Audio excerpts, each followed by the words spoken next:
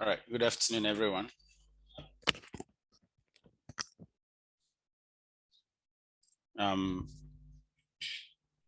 Based on what we've done so far over the weeks, whilst we wait for a few other people to join us, are there some things you would want us to clear? Are there some challenges you encountered? Are there certain things you want us to talk about before we'll continue the class today? If there is, you can drop it in the comment section, or you can unmute yourself and then let me hear.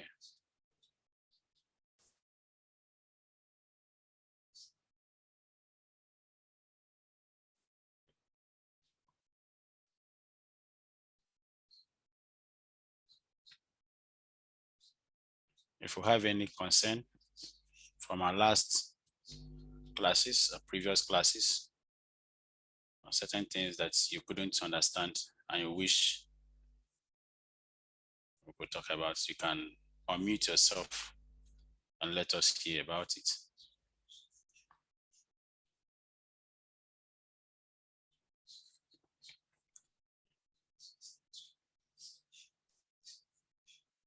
Oh, I have a question, Jude. Can I just simply launch Power Query and simply build my data set from there? Yes, you can. Well, how can I do that? So if you, once you open your Excel, see, what actually activates the Power Query is when we launch our Excel and then uses import data to import our data. That is what launches the Power Query. Yeah, because in Excel is a built-in function or an add-on. So it's an additional plugin that was included in Excel. So for us to activate it, we need to use the import data function to do that. Or if you're using a Power BI, it is a different thing on that platform. They've actually included it as a standalone button, so you can use it not necessarily the way you are using it in Excel here. So for us to activate it in Excel, you just have to do the normal thing we are doing. Launch your Excel, go to your data tab, and then from your get data, that is where you launch your Power Query. And of course, immediately you launch it from there, then every other tool is available for you to use.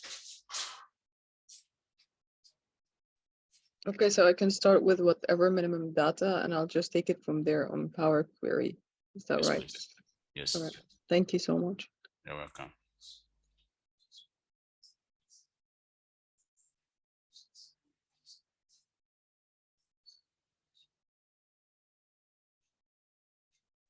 Jude, would you suggest always using Power Query? Like whenever you have any data to process, is it just always better than kind of using straight Excel, as it were?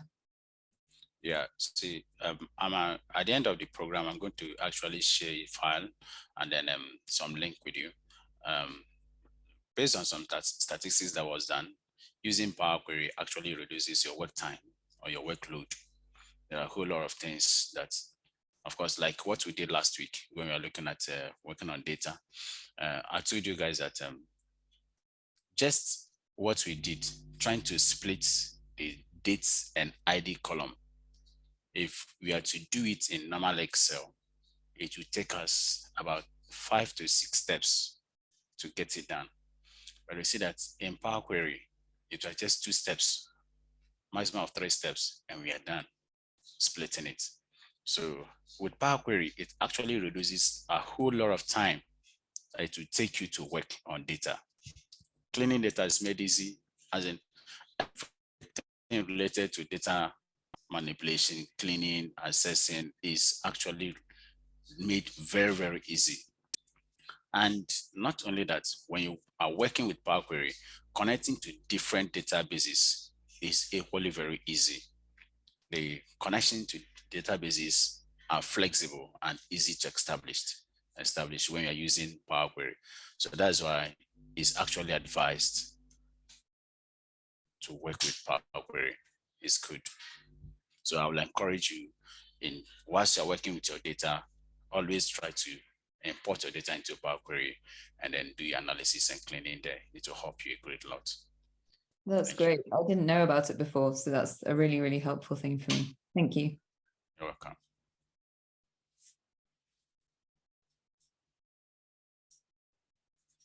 Is there another person, please, who has anything for launching into today's program? Okay, we are welcome to our class today. I'll be sharing my screen and we'll be starting our program from there. I'm sorry, before you start, I missed the first session. Is there any chance I can catch up? All right, you missed the first session. Yeah. Yeah, when you get to connect, you're going to have access to the recorded program there. Yeah, the connect. Cheers, thank you. You're welcome.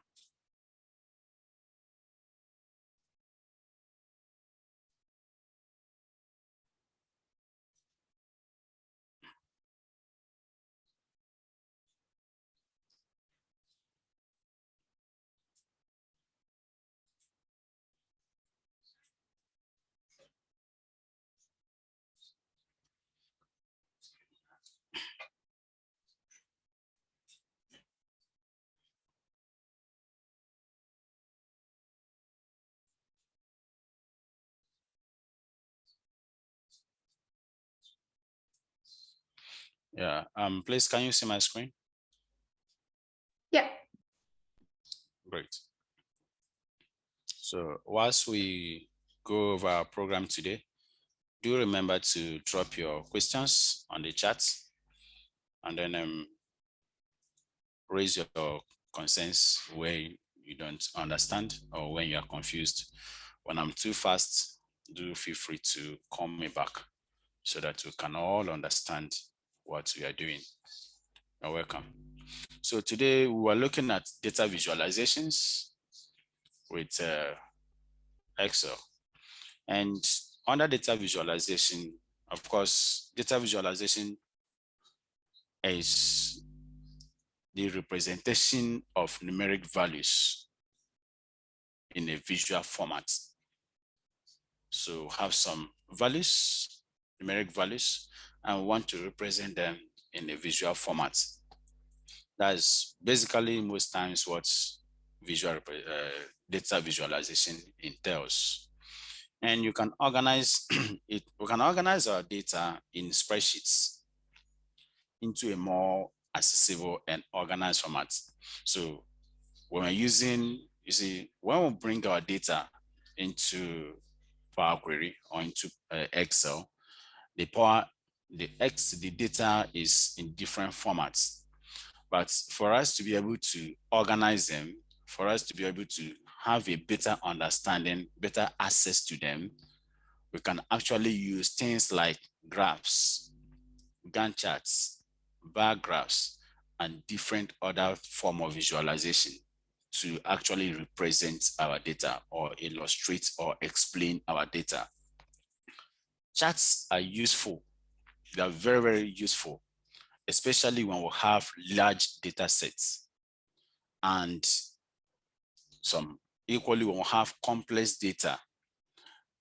When we have large data sets or complex data, or even not necessarily large data, but in most cases large data, but each time we are looking at certain things within our data that on a glance cannot just be seen, then it is important we employ data visualization. Because with data visualizations, we will be able to see trends, patterns that exist within our data or within the data sets we are using. So that is why data visualization is very important. And you bear me witness that in most cases, as a data analyst, the data you're going to work with is very important to you. And then working on the data, cleaning the data, trying to manipulate the data, looking at the data, interacting with the data, trying to make sense or meanings out of different sections and parts and various dimensions of the data will be very useful to you as an analyst and the team you are working with. But when you want to communicate with the management, those things we are looking at becomes irrelevant to them, because they wouldn't be able to sit down and start to look at figures and then the various things you've done this, done that, and they wouldn't be having all that time to look at it.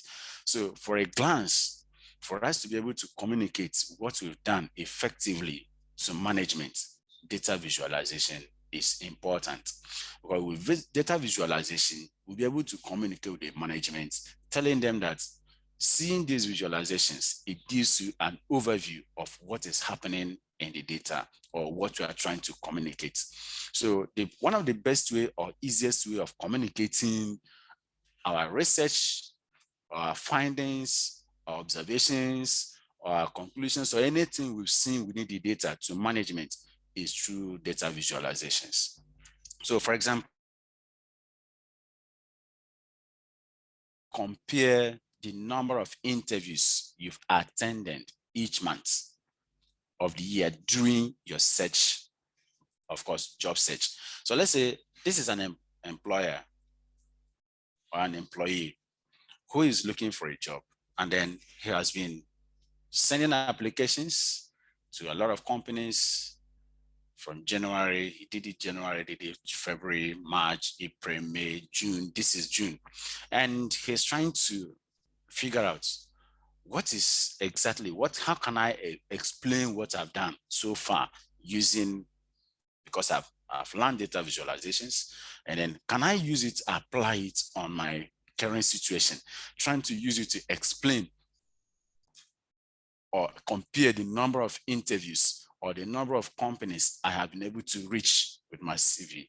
Yes, it can be done. You can do it using visualization. So visualization is actually going to tell you that in the month of January, you're able to send 5 CVs. In the month of February, you're able to send 10. In the month of March, this is what actually happened, or this is a trend of what is happening in your job search or in your interviews. Number of interviews, maybe you can be looking at it, number of jobs I've sent my applications to against the number of interviews that I've been called to attend.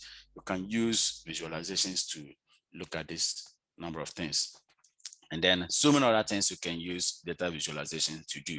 So as a data analyst, please do note that aside your data cleaning, that is very important to you as an analyst, to the management, what they cherish so much is the visualization aspect of your data.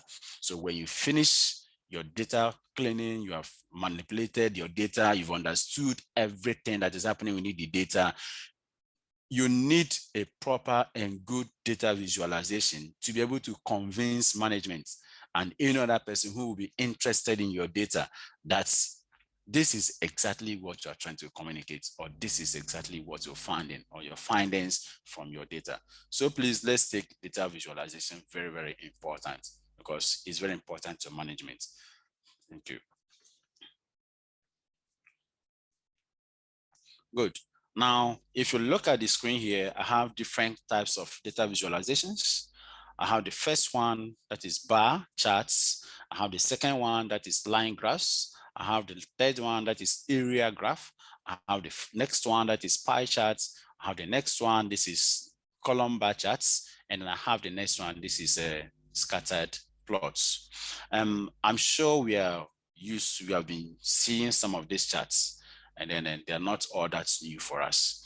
Yeah, so today my intention or the goal is that we understand some of these charts, and then when we understand them, we'll be able to know when exactly to use each one, or when should we use some of them, on what scenario should they be used in explaining what we found within our data.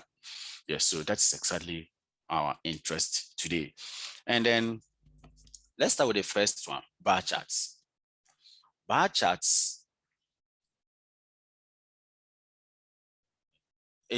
a bar chart should be used to avoid clutter when one data or data level is long, and if you have more than 10 items to compare. Now, what bar chart is trying to say is, if you have interest using bar charts, You have to use it when you have a lot of data you want to compare. Let's say I have more than 20 data, or for example, we'll have here 10 data, I have more than 10 items, and I want to compare these 10 data and then see the difference in them.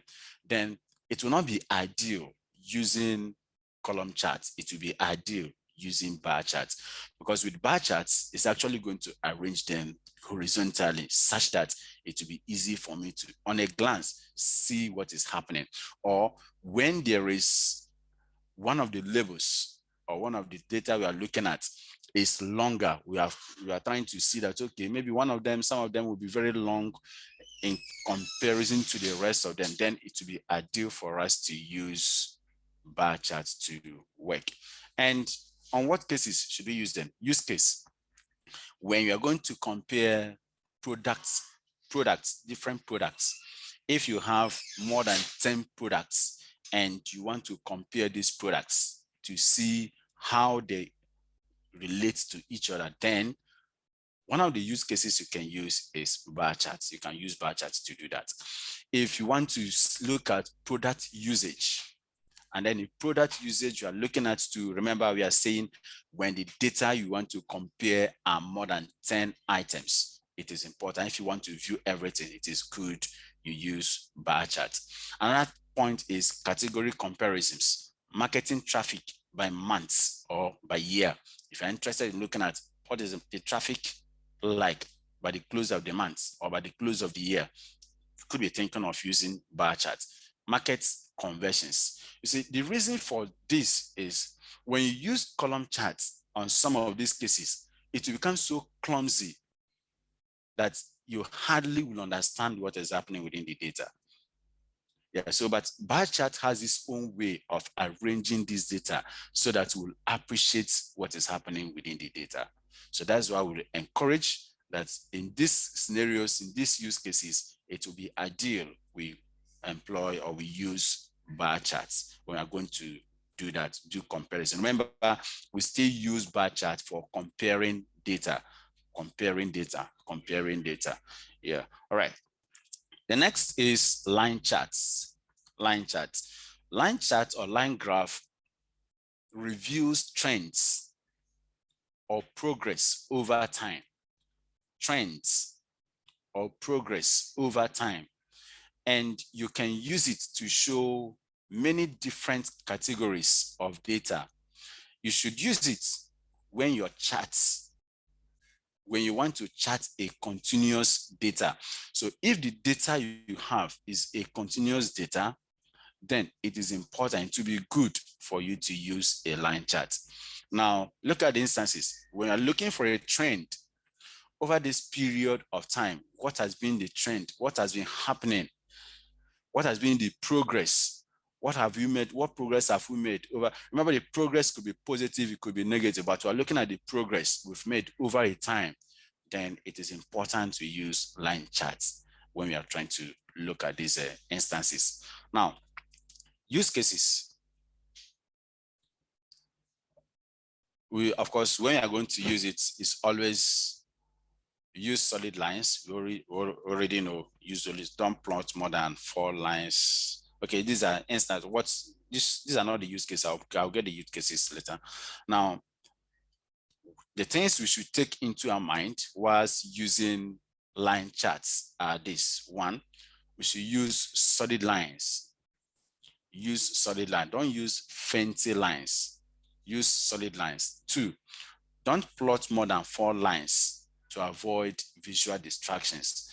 You see, there are sometimes you plot and then the whole place is choked with different lines. So it is important when you are trying to plot your graph and you're using line charts, please do try to stick to at least 4 lines to avoid distractions, because with 4 lines, you'll be able to see, all right, so this is what is happening here, this is what is happening here, this is what is happening here. Yeah.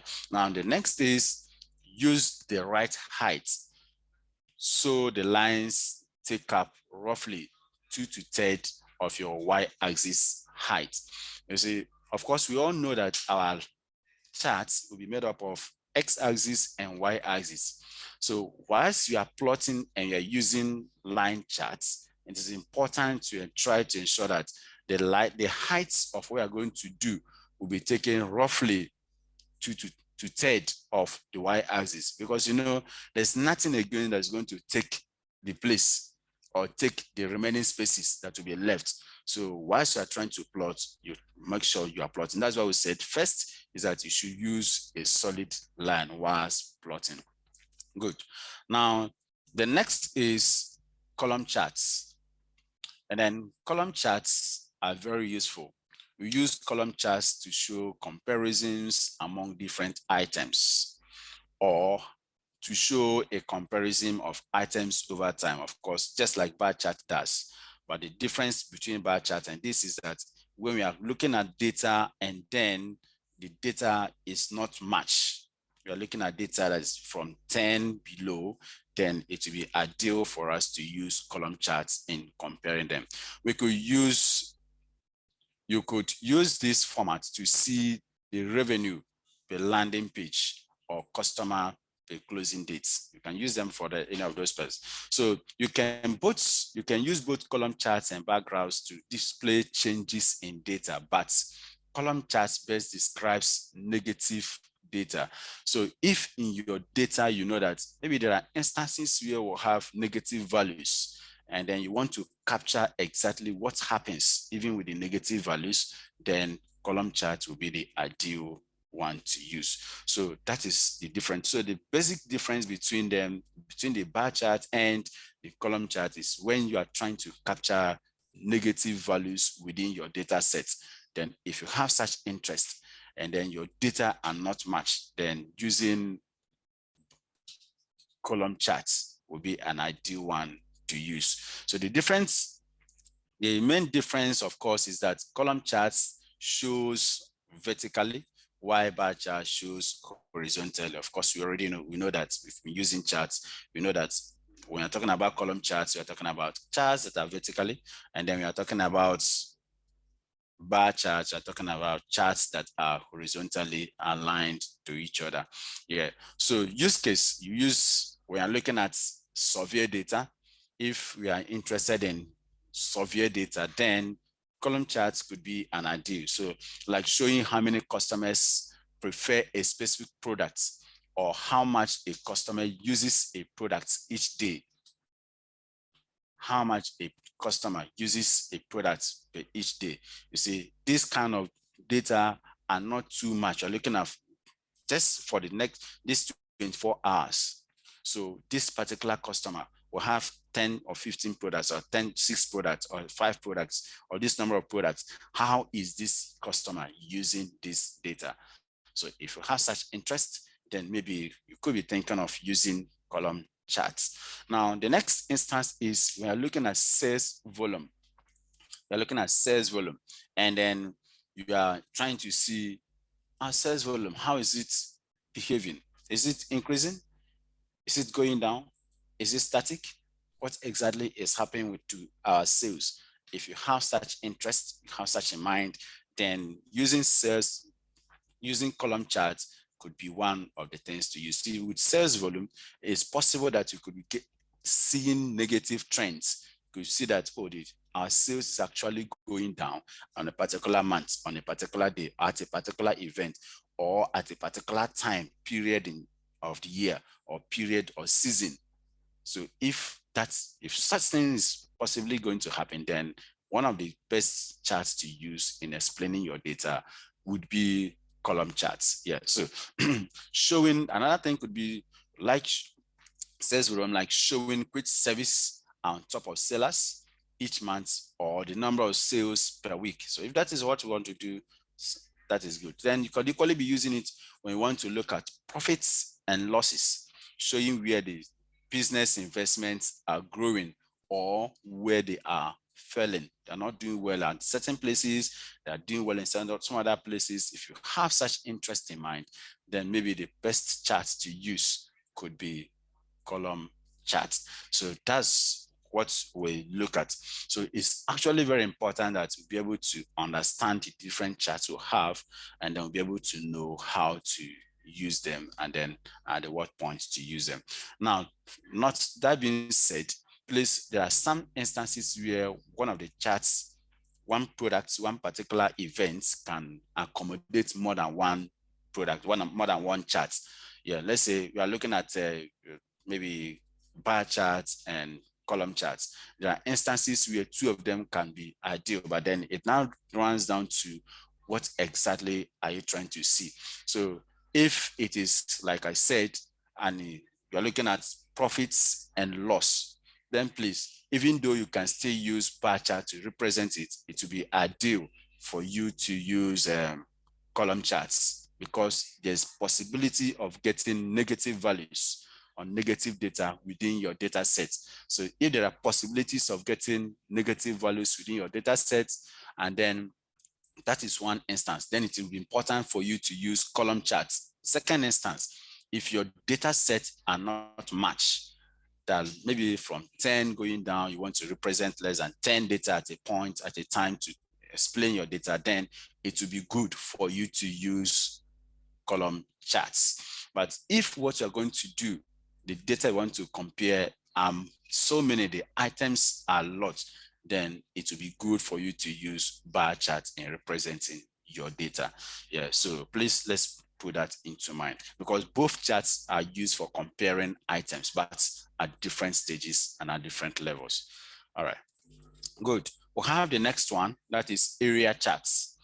An area chart is basically a line chart, but the difference is that the space between the x-axis and the line is filled with color or patterns. So when you use area charts, it doesn't only tell you draw lines for you, but it equally show you trends, or what we call pattern, within your data. So you see that, okay, this is the pattern of what is happening. So that is why when you look at the graph I gave you here, you see that there's some difference between the area graph I have here and the line chart. So it gives us a better view of the pattern of what is happening.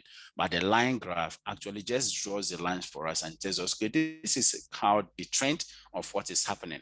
But the area chart will give you an extra information of telling you that, okay, this is exactly how the data is behaving at this particular point. You see, for example, here we are comparing three data sets or three items, and you see that the effects between this, and then this one and this one is actually matched. You can view it better using area than if you have used line charts to view this data.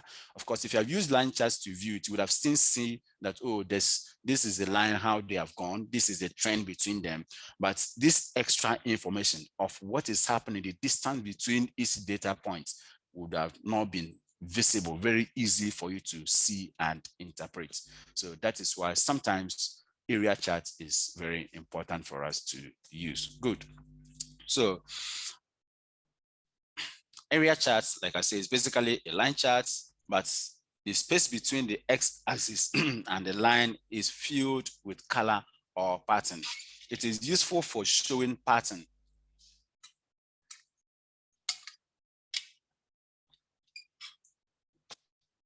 It is for showing pattern to whole relations. So if you are looking at, I want to see a part of my data in comparison to the whole data set I'm looking at, then area chart could be a good way of seeing it. Like showing individual sales reports against the contribution to the total sales of the year. So if I'm looking at, have maybe 10 sales personas or representatives who sales data for us, and I'm interested on a particular individual, I want to see his or her sales against the total sales that has been made over a year, then area charts will actually be the best description of that data, not line charts, because with area charts, it's going to tell me not just the pattern, but extra information of going to know what exactly happened. So it helps you to, or it helps us as data analysts to be able to analyze both overall and individual trends within the information or within our data set. So if I'm not only interested in seeing the trend that is happening within the data, but I want to see what exactly is the overall effects between an individual and the whole data set I'm having, then area chart would be one of the ones I have to use. So one of the use cases, or some of the use cases where we can employ area charts is when we want to visualize which product categories or products within a category are most popular. You see, in this case, we have all our products and we are interested on a particular product. Which of them is more popular against the whole products we have? So if we are looking at that and see, we are looking at it over a time, maybe for the past 6 months, or for the past 2 years, or for the past 10 years, or for the past 20 years, we are looking at which of our products is most popular. If that is our interest, then area charts would be the best way of explaining that data. It could be another one. It could be that I want to show the key performance indicator, or what they call KPI, key performance indicator, versus the outcomes. So we'll have these goals. Our intention is that by the end of the year, we want to achieve A, B, C, D, E, F, G, H. And then this is what we've planned we want to achieve. That is our goal. That is our indicator, what we want to achieve. But by the close of the year, what exactly is the outcome? If you want to compare these two things and see the trend within them, then the best one to use is area chart. The next is, if we're interested in looking at sports and analysis, of course, sports and then analyze industry equally uses this kind of charts. So these are some of the areas where we can use, not limited to, but some of them where we can actually use area charts, and then it will be profitable for us. The next is what we call stack bar charts. Stack bar charts. Use this chart to compare many different items and show composition of each item we are comparing.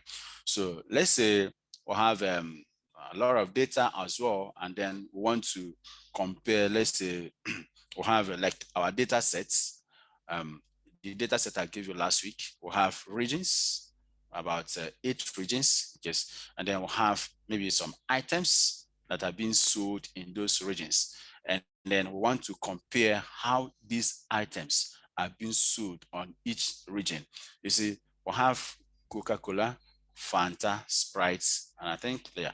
So if these are the data we have, the items that has been sold in these regions, and want to compare and see how have they been sold, it will be ideal for us to use stack charts so that we'll be able to see, okay, for region A, Fanta, Coke, Sprite, this is the trend.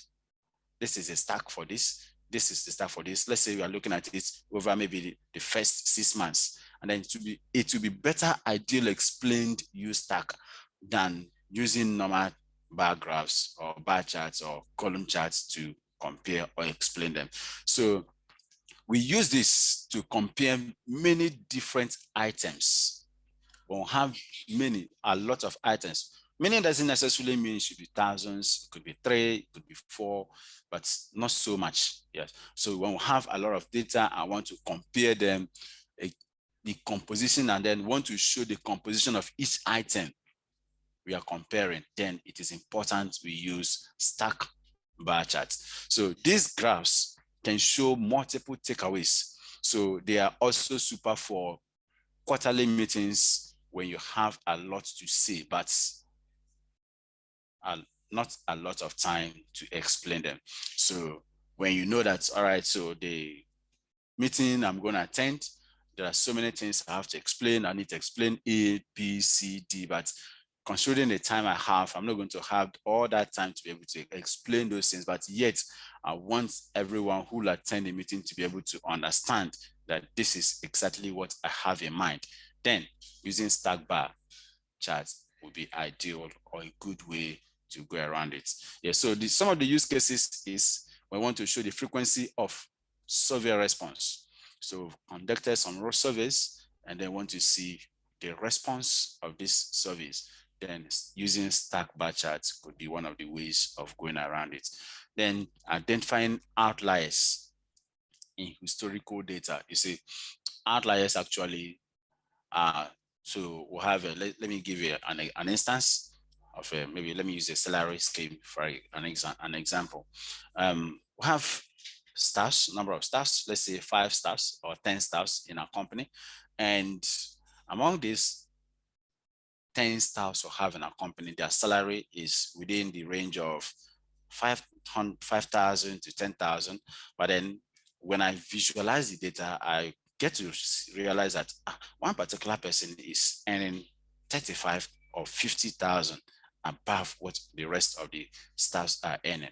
So this will actually, in a glance, show us that this is exactly what is happening within your data, because once a stack is placing the stacks on each other, it's be able to be easy for you to see exactly what is happening, especially when it is a historical data. All right. The next one is it helps us to compare parts of a strategy to its performance as a whole. Yeah. So you are looking at we'll have these plans. We want to do this at the end of the day, but then we are looking at, let's look at partly what we've done so far. So you remember I told you that some of these charts and graphs can actually be compared, can actually be used in more than one instance or in more than one case. So don't say that, all right, I must use stack charts, or I must use bar charts, or I must use area charts. No, there are instances where you will see that area chart is good, bar chart is good, line chart is good, but then you look at what exactly is your interest. What exactly, how do you want to show what you want the audience or the people or anyone you're going to present your data to see? So you look at what you are trying to, the information you are trying to pass across will actually help you in deciding or in determining, knowing exactly the kind of charts you're going to use to explain what you have in mind. Yes, so that is how stack goes. Now, the next one is pie charts. Pie charts. Of course, pie charts shows a static number and how categories represent parts of a whole. A static, maybe 20, 50, 10%, 20%, 16%, 4%. It could be in percentage, it could be in whole numbers, it could be in decimals, it could be in any figure. But it tells us it's a representation of a whole. So we'll have the whole could be 100%. Of course, it's always 100%. And then out of this 100%, we are looking at how is this data being distributed. So a pie chart represents a numbers in percentage. It represents numbers in percentage. And the total sum of all the segments will always be equal to 100%. Please don't make a mistake of course, if you're using pie charts, it wouldn't equally allow you to represent your data in more than 100%. So you can't represent the data and then get more than 100% of your data. If you're using pie charts, it will always try to convert everything to give you a whole of 100%. So, but then what we're trying to say is that if you have interest in representing your data, a whole data in pieces and parts, trying to see what portion has this one taken, what is the impact of this, what is the impact of this against the whole, then it will be important you use pie chart, because it's going to give you a percentage representation of the whole data overall against the 100% of your data set. Now, use case where you can use pie charts. One of the use cases where you can use pie chart is we want to represent customers' personnel or customers' behavior in relation to all customers. So I have one particular customer, and then I want to see how are some of these customers, how are they behaving? What's the relationship? How can I compare them against the whole, against the rest of the customers I have? I can decide to say, okay, let me see their behavior in terms of percentage And if I have interest in that, then I should be using pie charts to do that.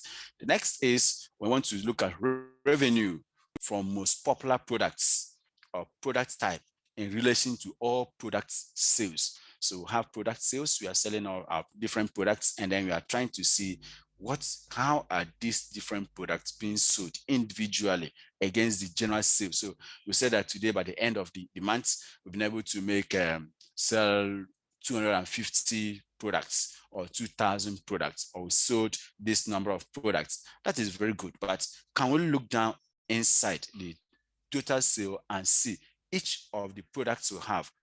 How is their sales? How are they going? Do we need to maybe do something about a particular product? Is it that out of the 10 products or 20 products we'll have, it's just 3 that is being sold? And overall, we are getting 200 or 2,000 data products being sold?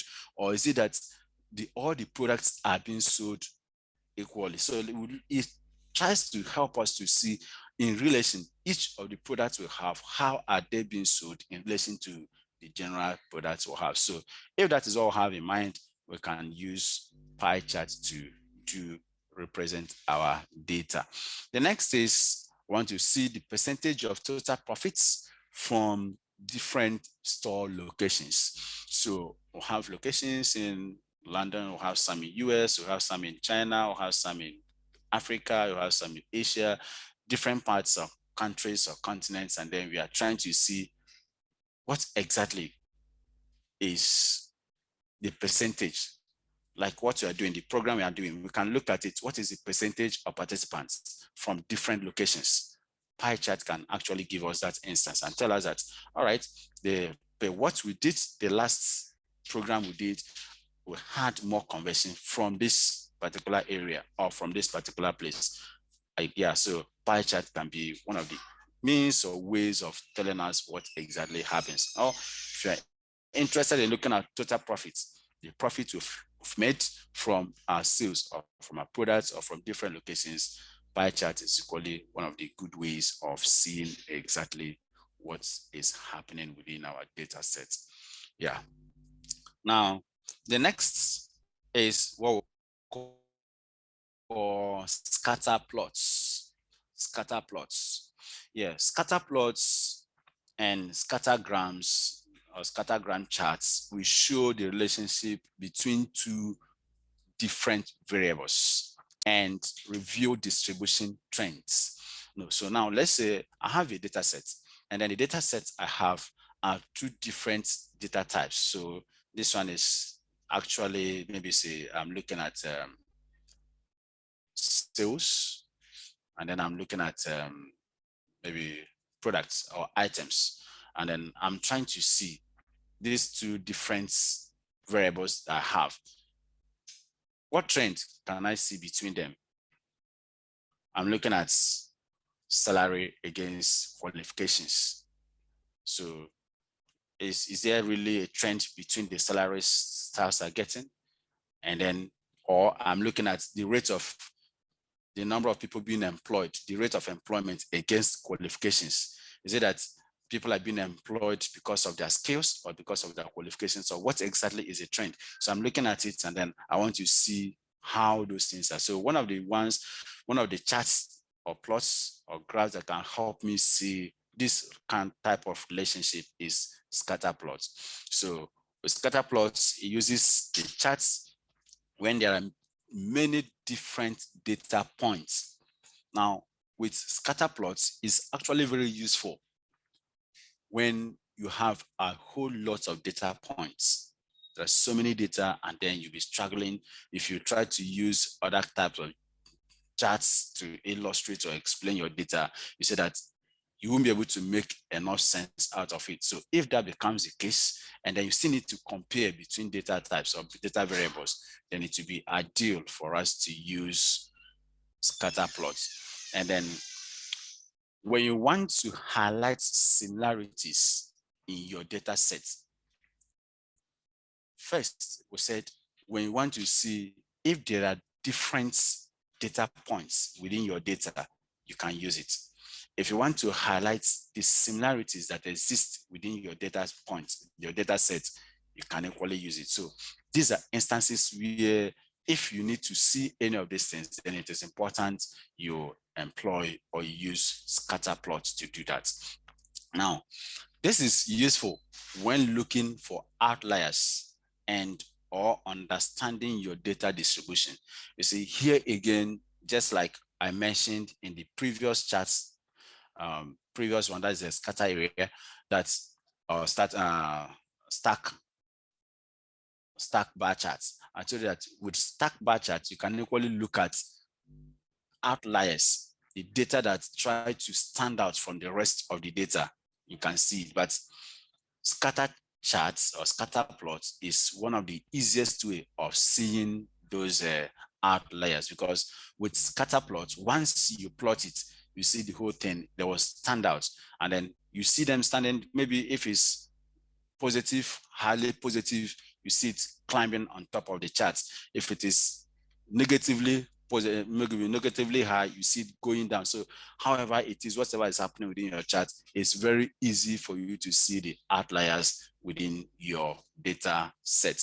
So one of the best way of seeing, of course, our outliers within our data set is by using scatter plots. And then it equally helps you to understand how your data is being distributed. So if you are looking at trying to see the distribution of your data, my data is distributed to the right, is distributed to the left, is distributed to the maybe clustered at a particular center.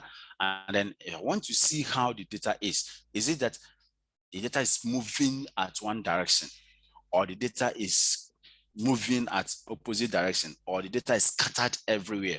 So if you want to see such thing within your data set, then using scatter plots is the best one for you to use. So scatter plot is actually very useful, especially when you are interested in seeing the distribution within your data set, or you are interested in seeing outliers. If there are some certain part of the data or items that actually are standing out abnormally, when you want to look for abnormality within your data set, then using scatter plots would be an ideal chart for you to use. All right, so use case, employment and manufacturing output. So you are looking at the number of employment people who have employed against the manufacturing output. So if you look at it, I mean, you can see if there's a trend that's, yes, the manufacturing, what the products we are producing these days is actually being increased because of the number of staffs or more people we've hired, we've employed to work. You can see that, or you can equally see that even though we've had, maybe previously we had 10 or 20 staffs, and then our output was maybe 200 tons of products per day or per week. And then, but now we've employed additional 10, making it now 20 people. And looking at our output, instead of us maybe doubling or tripling our efforts, we are now actually getting maybe, instead of 200, we are now getting 300. So we can look at that and then we can see, all right, is it actually the trend there? What kind of illustration is it giving us? We can look at that. It can help us to see what exactly is happening. Now we can equally see another use case, retail sales and inflation. If you are interested in seeing if there is a distribution, if there is a relationship between the retail sales and the inflation rates within the country or in the country, scatter plots is actually the best charts that you can use to do it, because once you pour the sales and then inflation inside the chart, is going to print everything for you, telling you that at this point, this is inflation rate. At this point, this is inflation rate. At this point, that this is inflation rate, and everything will be easy for you to explain to your audience. Yeah, we can equally use it when we want to look at visitors numbers and outdoor temperature. So maybe you're interested in maybe a lot of people have been visiting us lately, and then maybe the temperature out there is this category or this census, and we're trying to see, are we having more visitors because of the change in temperature, or we're actually having more visitors that are coming in to do business with us. That can help you understand exactly what is happening, because when you look at it and then you look at what they have actually done at the end of the day, you'll be able to come to conclusion that, okay, it is because of this, that is why they are coming, or it was because of this. Because when the temperature changes, when there's a change in temperature, and then you look at the total number of visitors still coming, if they are still increasing, then it means it wasn't necessarily because there was a change in temperature, but something else has triggered or has caused the change in or increase in number of visitors coming in. But if at the end, when there's a change in temperature, now starts to realize or see that the number of visitors are actually dropping or going down, then it could be an indication that it was actually because of a change in temperature that you had those changes in number of visitors. Yeah, so you could be looking at sales growth and tax laws. So there's a tax law, there's a tax law, there's a tax rate that has been put in place, and how is the sales growth being compared to this? Before this, maybe there was increase in tax, or there's a decrease in taxation. Before the increase, before the reduction, what was the pattern? How was the sales like? And then that can actually give you an overview, a clear overview of what you should try and then use. So try to choose two data sets that already have a positive or negative relationship. Of course, each time you're going to use a scatter chart, a scatter plot, please always try to make sure that you have at least two data sets. You should have two data sets. Of course, maybe the data set could have positive, they could have negative relationships, or they could have both. It's possible. So, but whichever one, ensure that there's a relationship that exists between the two data sets you are trying to use before you use them in scatter plots. But if you use two data sets that are abstractly different, that doesn't have relationship or correlation within each other, you're not going to appreciate scatter plots. So always try to ensure that before you use scatter plot, you're using it against data sets that has a relationship. It could be positive, it could be negative. It could be that an increase in this is actually causing a decrease in the other item or product. That could be the relationship that exists on them. It could be that an increase in one item or increase in one of the data sets is actually causing an increase in another data set. That is a positive relationship. So the relationship necessarily mustn't be positive. It could be negative, it could be positive. Yeah, but ensure that there's a relationship that exists between the two data sets you are trying to compare before employing scatter plots. That's said, this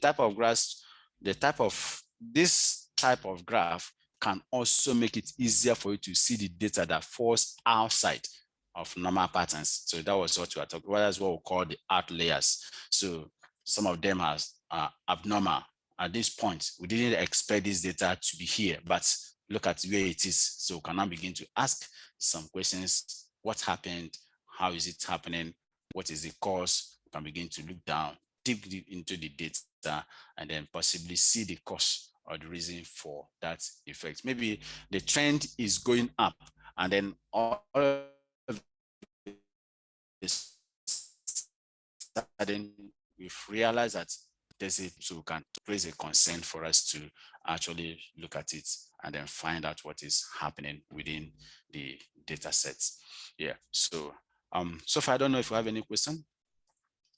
If you have any question, please do remember to type it on the chats or unmute yourself and then ask your question as you go on. All right. Now, steps in creating visualizations. What are the steps for us to create visualizations? The first step for us to create a visualization is to create an organized spreadsheet. Yeah, so of course, you've realized that over this some weeks now, 2 weeks like that, we've been talking about bringing data inside our spreadsheets and then working on them to ensure that we get the correct data type or data sets we need to work with. So the first thing we need to do is to create an organized spreadsheet. Creating an organized spreadsheet with the correct labels and informations. So please, it is very important when we come talk about labels and info. Of course, the information I mean here is the data itself inside each label. So the label we are talking about here are the column heads. So remember, when I was introducing you to Excel, I told you have what we call column heads and what we call row heads, and then what we call the cells. So the column heads are what we call the labels. We'll have first name, last name, country, regions, categories, and all that. That is what we call labels. So please do ensure that whilst you are trying to organize your labels, you use the right labels. Please use names that are descriptive, that will tell you what that column is going to accept or is going to take in. Don't use any phrase because you feel you are the one working on it. Yes, that is actually correct. You and your team are the one working on it, but tomorrow another person may be interested in your data. Or what happens if whilst you are working in your data, whilst you are working on the data, something happens and then you've been transferred to a different department and another person has been asked to come and replace you in your current department. If you've used labels that are not well descriptive to explain what your data is all about, it will mean that they would have to be pulling you each time to come and explain certain parts of that data set so that they'll be able to understand what you are trying to do and what you meant by certain actions or things you've done. So that is why we said in explaining or representing your data labels, please use names that are very easy to understand, self-descriptory description. That's something that can describe what exactly your data is all about. It's very important. Secondly, do ensure that the right data is entered inside the right column or the right data set. Of course, if it is a place that should accept numeric values, please ensure that that place accepts numeric values. Don't switch the data type or switch data values because you feel you want to create whatever thing, because eventually it may cause some problems or some confusions, and it may take you some time to be able to resolve. So do ensure that you use the correct labels and information whilst you are organizing your data. Yeah, you could imagine what happened last week when we saw that columns that was dates, ship date, and it was formatted in Excel whole numbers. It was actually supposed to be dates, but it was formatted in Excel whole numbers. I know the reason. I'm sure you equally, perhaps you know the reason. The reason why it was like that is because Excel on its own doesn't count non dates the way we count dates. No, it counts dates 1, 2, 3, 4, starting from the day Excel was launched. So from that day, it starts counting 1. So if you add another thing, the next day was 2, second day was 3. So in that order, that is how it keeps counting. So if you ask today, what is the dates for Excel, it's not going to give you maybe 27th of June 2023. No, it's not going to do that. It will calculate it based on that whole number of where Excel started counting 1 and give you that value today. So it is now left for you to convert it to the right data type, which should be dates. So that is exactly what happened on that column. And you see that it was whole numbers and we have to convert them to dates. Yeah, so that's what we mean by ensure that the right labels are there and the right information are all entered inside. Secondly, organized spreadsheets can be easy to turn into a visualization because the software uses labels and positioning to determine where to position your data and the visualization. So you see, when you finish the whole thing and then you select your data and you say, generate this type of visualization for me, what happens? Excel is a software. Of course, we know that. It will use the labels, total revenue, regions, this. It will use the labels and then the positioning of each of the data you have to determine, all right, this should be here, this should be here, this should be here. So if they have not been properly done, if you've not done the right thing by organizing the data well, ensuring the right ensuring you've used the right labels and informations, you can end up after visualization surprising yourself, because you become confused. You won't be able to explain what exactly your data is trying to tell you, even though the data is speaking from what it has in stock. So that's why it's important. Please do ensure that you use the right labels, because it will help you when you're going to create your visualizations. Yeah, so that step is very important. Now, step 2 highlights your included data. Now, in an event where you don't want to use all the data sets, or you even want to use all the data sets, you still have to select or highlight the data you want to use. So once you create your organized data, you are ready to create a visualization for that data set. Drag your mouse or finger across, depending on the device you're using. If you're using a desktop or any other device, or even a laptop, some people prefer using a mouse. If you're using a mouse, then use your mouse to drag over the data set you want to use. If you're using a keypad, then use your fingers to select the area or the section you want to use for your data visualization. So when you do that, when you select that, then the next thing is now, after highlighting the data, highlighting your information tells the software what to include in your visualization and provides a reference for how to arrange it in the final visualization. So when you highlight that area or that section or that segment or the whole data set, it tells the software, it tells Excel, all right, for this particular visualization or for this particular activity, please, this is the kind of data we want you to use. This is the portion, or this is the size, or this is the quantity of data set we want you to use for this particular purpose. And then in this case, for the visualization. So it will help to know exactly what part of your data to include in your visualization. And it will equally provide a reference of how this data visualization or this visualization, how it should be arranged.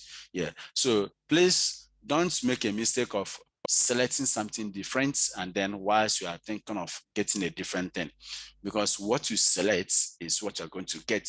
If you don't select anything and then you are trying to use the visualization, please do know that you wouldn't be able to see anything, because exactly what you select from your data set is what you are going to see during the visualization. So it is important you select the right data type or the right size of data you want to use. And once you do that, then creating the visualization is going to be very easy for you to do. So step 1 is create an organized data.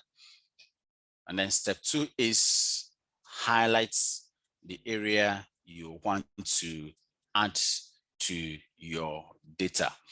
Yeah.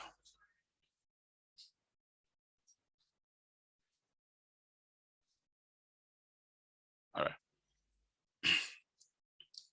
Good. Now, so that's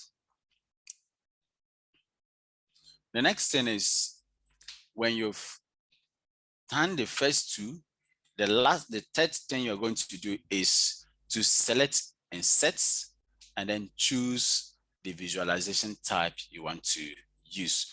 It is important to determine what kind of visualization works best with the data you are working with, so to get a better understanding of the picture. So of course, if you've been able to know the data type, data set you're working with, and then you know what you want to visualize, and then determining you've been able to use will explain different charts and then the use cases where you can use each of them. If you've been able to, using all those parameters, you've been able to say, I'm using this particular chart for my visualization. Once you've done the first 2, the next thing is go to insert and then select the right visualization type you want to use. And then it's going to, so the next, after you've selected the chart, it's going to print for you. Of course, it's going to convert the whole thing to either a bar chart, graph chart, line chart, area, scatter, or whatever kind of chart you've selected. And then once that is done, the next thing is what we call edit the charts. It will be good for you to edit the details and verify accuracy. So what we are trying to say on this section is, now, you've created your charts, but is your charts so much self-explanatory? Can we just look at the chart, assuming you are not there? Can someone just look at the chart and say, okay, this is what this chart is trying to say. This is the explanation of this. This is this, this is this. So it should be very easy for people to understand or interpret what you are trying to pass, the information you are passing across from your charts. So that's why it is important you edit the charts and then verify accuracy as well. Don't just print, okay, I've created the charts and then that is all, I publish it. No, don't do that. When you finish creating the charts, if possible, call the next person to please take a second look at your work so that accuracy will be ensured. And then using the right labels to explain different parts of the charts would equally be ensured. You see, sometimes you can do something when you finish, you think, oh, what I've done is actually very good. I've done the right thing. But then until the second person or the third person takes a look on it, then they'll begin to realize, oh, you should have done this. Or you could have done this. You could have included this. Or can you do this? Or can you do this? And then you see that by adding those things, those details, just personal explanations will actually go a longer way, a greater way of explaining what you've done in your chart. So once you generate your visualization, you can edit the visualization as you need. You can include things like title, you can include things like axis, and then you can include even details of your data as they appear next to the original columns as a visualization. So what I'm trying to say is that, you see, sometimes, so the x-axis, what is it all about? You can add a description of what is all about. The y-axis, what is it all about?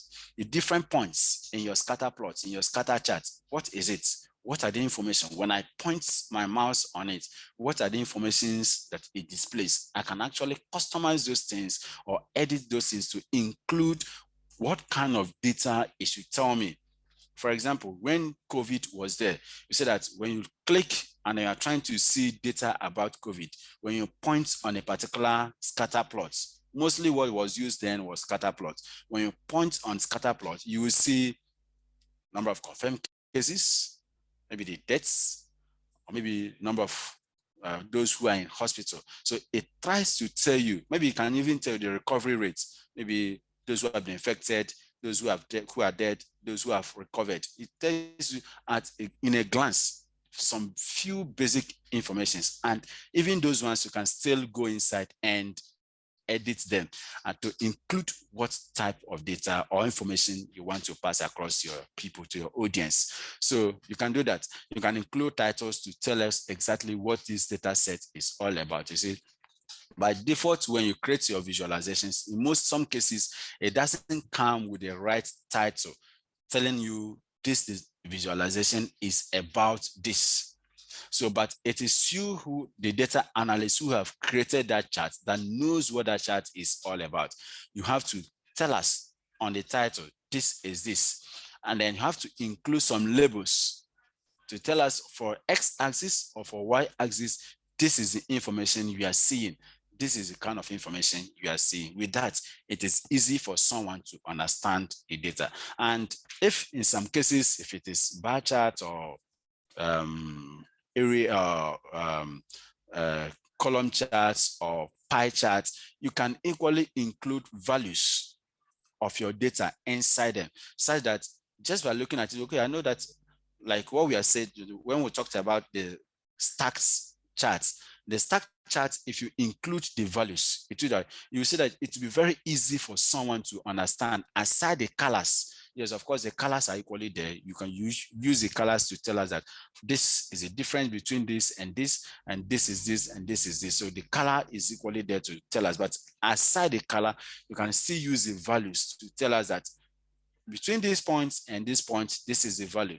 Between this point to this point, this is the value. Between this point to this point, this is the value. It can actually be a greater way, or one of the good ways of explaining what is happening within your charts or within your visualization. Good. So now, next thing I want us to look at is, of course, these are the references Today we will not be doing visualizations. We will not be plotting charts today because we'll be doing dashboard towards the end of our program.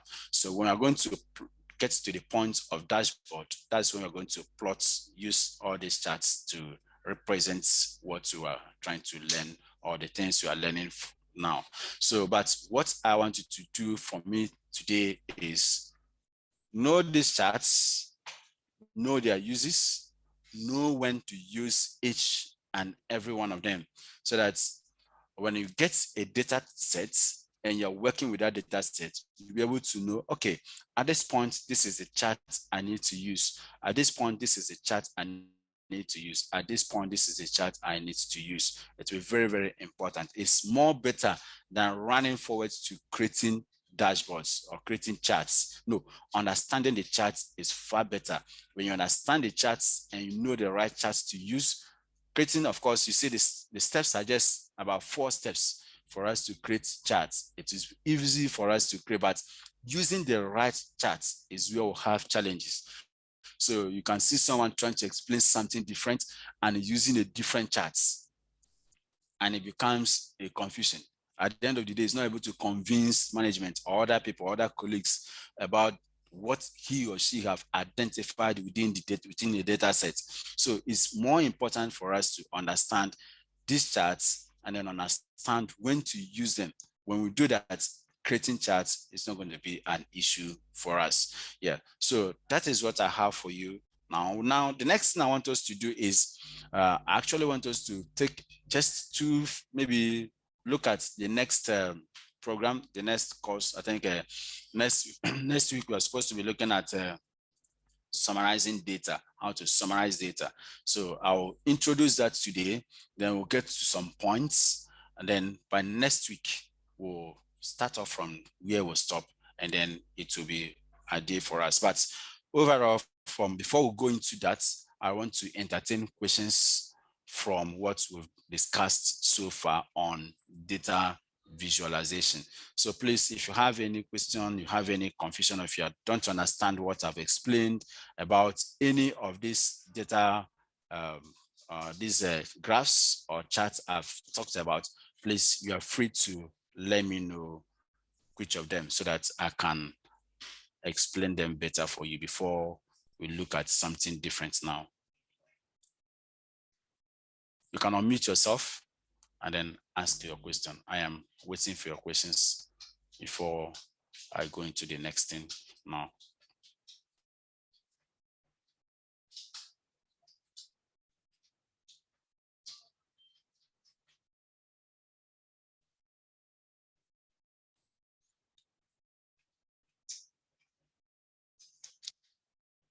Yes, please, send a question.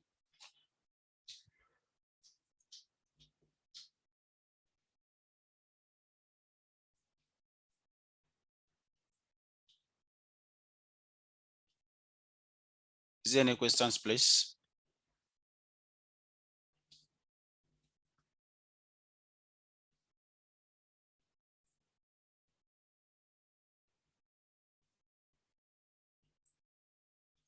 All right. Yeah, so someone is asking, can I please demonstrate that process of creating data visualization by sharing my screen and giving us a practical example just for better understanding? Sure, I can do that. That is not a problem. But where we're going to, okay, I'm going to do that. But where we're going to do data visualization, we're going to create a lot of graphs is when we get to dashboard creations, because we're going to create dashboard by the end of this program. So when we get there, I'm going to do that. But for a better understanding, sure, I will do that. So if there's another question, please, you can go ahead and ask.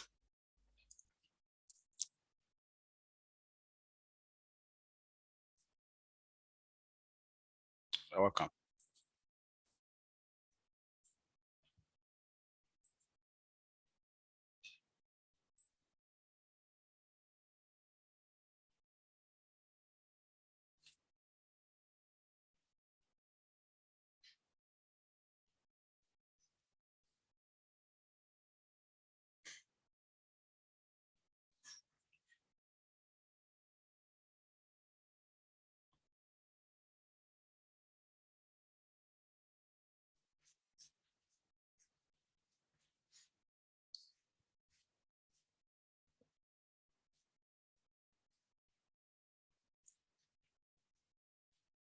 All right. So I'm going to share my screen again so that we can start from there.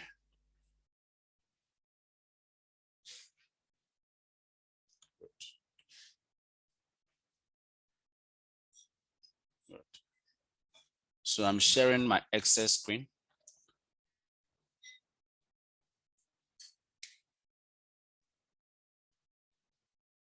All right, so I said for COVID, most of the charts that was used was scatter plots.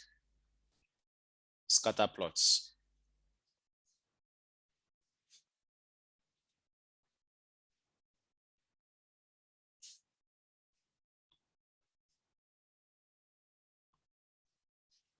Yeah, so the type of charts to use or graph to use depends on what you have in mind, the information you want to pass on to management to understand. So depending on what you have in mind, you can decide on different charts to use. But just like I've told you, at each instance, there's always the appropriate charts to use. I'll share some materials with you. It's going to help you understand better on that.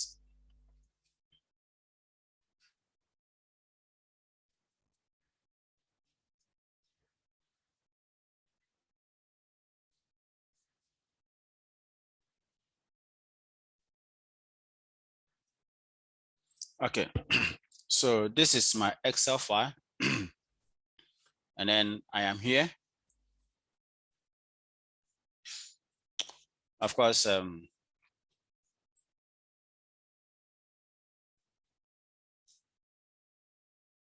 if I want to create my charts, okay, let me show you first where our graphs and charts are. Is under inserts.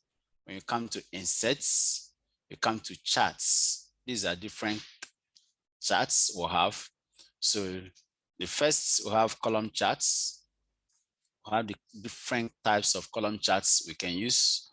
And then aside that, we have lines. These are different lines and these are areas. And then after that, we'll have a histogram. These are histogram and these are box and whiskers that are equally here. We can use them depending on what you want to describe. These are maps. We'll have maps here. This map, we can use map as well. And then this is a combo. This is combo charts. We can use combo charts as well.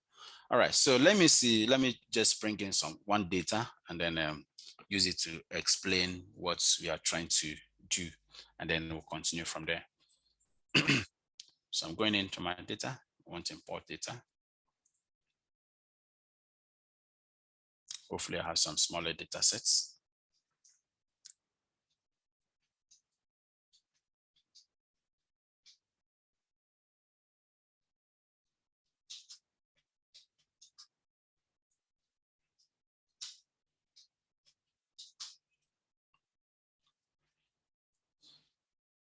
I think most of the things we are doing now, we're already used to them. So just have to rush. So I want to bring in this data. Just bring it into one. Done. Okay. So I'm loading the data.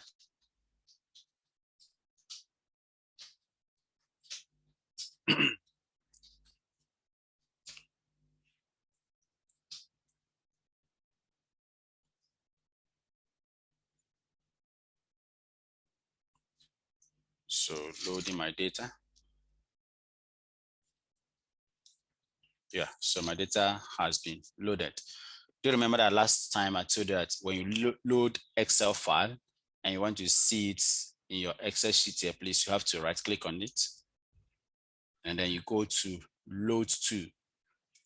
And then instead of creating connections, you say, let's create a table. And then in that case, you'll be able to load your data here. Yeah, so please do remember that in case you load Excel file that principle still holds. All right, good. Now, so let's say this is my data. And then from my data here now, I have salespersons, I have products, I have quantity, I have price one, I have quantity, and I have price number two. All right, so let's say for my data visualization, I want to see my products against the quantity being sold. All right, quantity. Okay, let me say products. Okay, let's go there. Let's start from the simple ones. Let's say from products, I want to see, look at the products and then look at the quantity being sold. Quantity two being sold. Now, how did I select?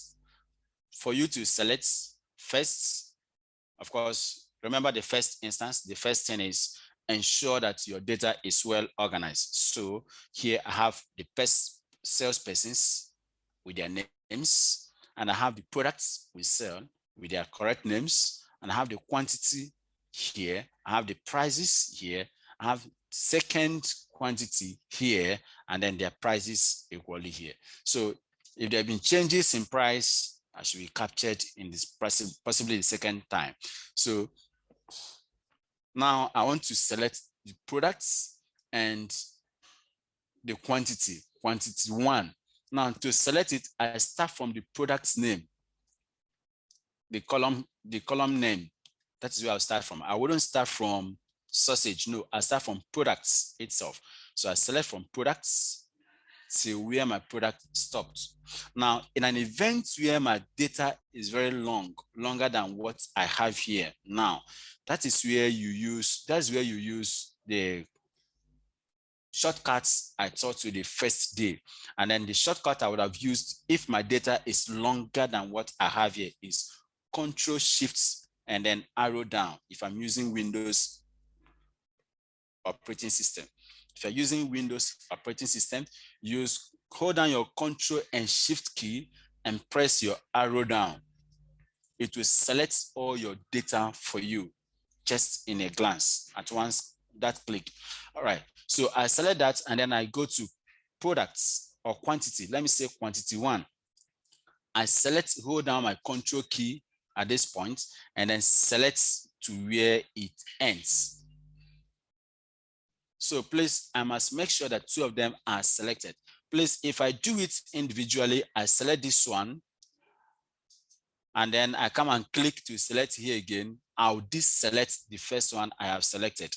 So for me to be able to select both areas or places I need to select, I have to select the first one and then hold down the Control key on my keyboard if I'm using Windows key and then or Windows operating system, and then select the second data. Please, this is how you select. Good. Now, when you've selected the data, so that is the second point we explained. You select the right data type, size of data you want to select. So at this point, I don't need all the data. I just need the products against the quantity one. That is what I'm interested on. Now, when I do that, I'll then go to Insert tab and then come to where my charts are. So now, let me ask, and I need an answer. Please, what kind of charts should I use to represent this data? I have less than 10 data here to compare, and I want to see their sales, their quantity, this quantity. I want to see the quantity of this product. Please, can someone unmute herself and tell me the type of charts I am to use? Column chart.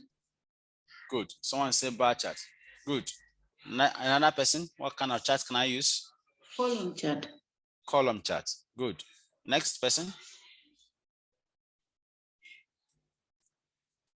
Next person. Bar charts. Okay, I'm seeing bar charts. All right. These are pie charts as well. Okay, pie charts. Yes, please. I'm all ears. I want to hear what type of charts should I use to visualize this data. I want to see the products and their quantities. I want to compare them and see the difference between this data type. Please, what kind of charts am I going to use? Bar chart, column chart, pie charts, right? Yes, Area some chart? area charts, good. Another person? Good. So I think we said, if you go back to my slides, I told you that we use bar charts and column charts when we want to compare data, all right? So yeah, so we want to look at these two data, but in our case, we have less than 10 items to compare. And we see we use bar charts when we have more than 10 items to compare, all right? So have 10 and above items to compare. In that instance of case, it will be ideal for us to use bar chart. That is one instance. We can still use bar charts here. Yes, I understand. But that is one instance. Another instance is where we use bar charts is where we were thinking that there may be a very long difference between the data or the items we have. So if we know, possibly we are thinking that there may be a lot of differences in terms of values, then it will be good for us to use bar chart. But in this case, column chart will be ideal for us. So we're using column chart. Thanks so much for your answers. I really appreciate it. Good. So I'm selecting my data again. Remember, I select from where I want.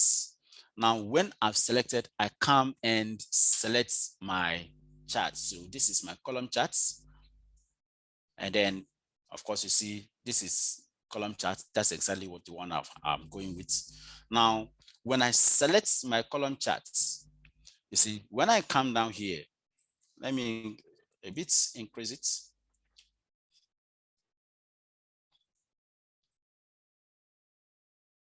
Great. So when I look at my data, I think it is easy for me to understand. Now, it is telling me quantity 1. And then products has not been captured here. Products supposed to be captured. It has not been captured. So the products are sausage, wings, burger, pizza, burger, and then wings and then sausage. So these are the products that we have, and these are the quantity that has been sold. So now the next thing we said is when you draw your charts, and then of course I've selected the right product or section or part of my data, and then I've decided that this is the kind of chart I'm going to use to represent or explain my data. I have done that. The next thing for me to do now is to edit my chart. And then in editing my chart, what I have to do is, remember, we said we can add title, you can add labels for the x-axis, y-axis, you can change their colors, you can add values on top of them. So let's start a bit, and then let's start with what we have here. Please, can you see my screen? Yeah. All right. So I'm starting with what I have here. So on my right hand side, once my chart is selected, I have 3 buttons. I have a plus button called chart elements. And then I have the next button called chart styles. And then I have the next one called chart filters. Now, chart elements, when I open the chart elements, that is what gives me access to the axis that I have. All right, so let me uncheck. You see, some of them are checked and some are unchecked. So if you don't understand what this is, axis, what is it? Where is it? And what does it imply? What does it apply? If I uncheck it, what will happen? So if you don't understand, you click uncheck it and you see the effects and you'll be able to understand.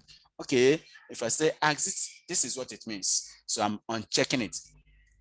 You see, immediately I uncheck it. Now I don't have pixels and I don't have values again. So it means axis is going to help me in fixing the values and the information I have on this chart. So that is the importance of the axis. So please do take note of that. You can always come here and see what is happening. Now I have axis title. Axis title. You see, when I point on axis title. Now, if I check it, I have opportunity of including what my y-axis is and what my x-axis are. So for example, I can now come down here and then click and say, for my x-axis, this is products.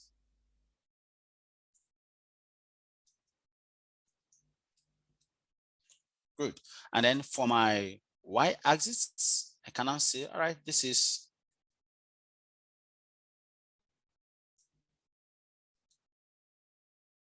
quantity.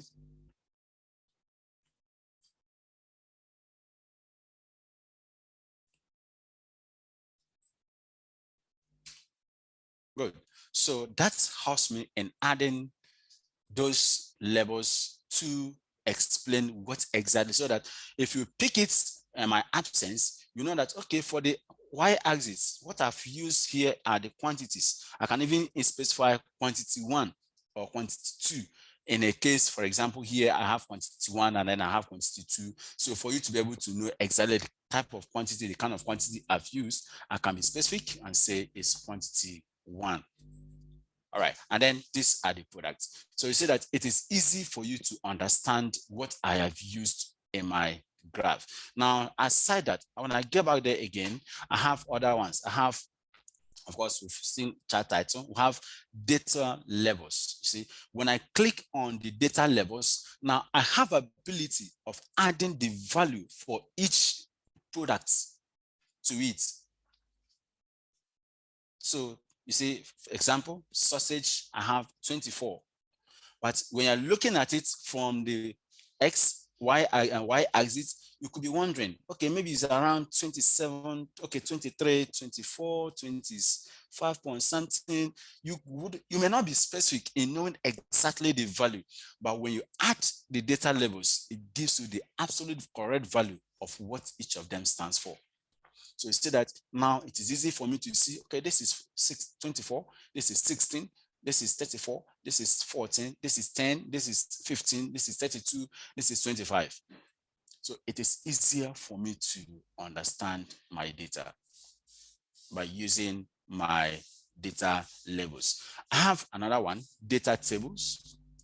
If I have interest in using data tables, data table is going to tell me exactly, again, going down, you see under my X axis is telling me the quantity 1, and what I'm using there is quantity 1, and these are the values for my this. So I have 24, I have 16, I have this. So if I want to use tables in an event, so table will be useful in an event where I've selected more than one place to use. For example, if what I have selected here is I've selected quantity 1 and quantity 2, then tables could have been better for me to explain what I'm trying to do there instead of using labels.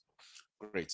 Now, next is I have next one again. There I have data table, I have data errors. If I have errors, it's going to print them out. I have grid lines. If I want to add, I have legends. Yeah, so legends are equally there.